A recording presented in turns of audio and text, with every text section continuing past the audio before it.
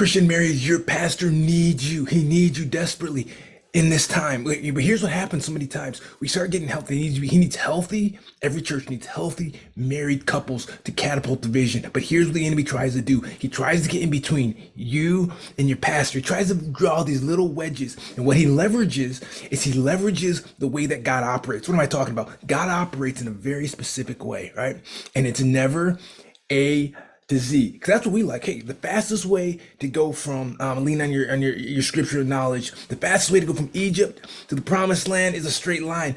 God doesn't operate that way. Matter of fact, we think of it this way, and here's what he's going to try to do. I'm going to help somebody right now to help us move, because listen, this world needs the church right now, and the church needs healthy married couples.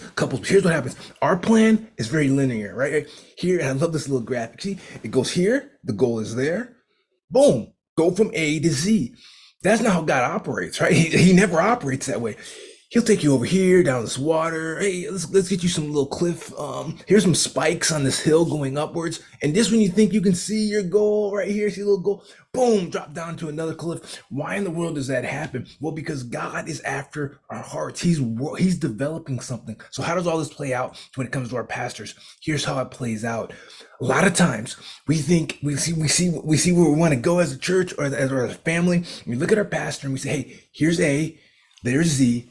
Take us right there, right? But here's what actually happens. He's going, and the Spirit leads him this way. He goes this way. Oh, leads him back this way, down back this way. And now there's this zigzag, and we can become frustrated if we're not careful, okay, with the process of God. And when we get frustrated with the process of God, many times we look at the man of God and we say, well, come on, where are we going? Are we going to point Z or not? Why are we doing these little deals? Listen, we have to trust and understand that is the way that God actually operates. He never gives the full picture right up front. That's not how he operates. So what am I saying? Don't let the enemy drive a wedge between you and your pastor, the church, what's going on in this season here, okay? To where it's like, man, I don't get it all, and it's your fault, okay?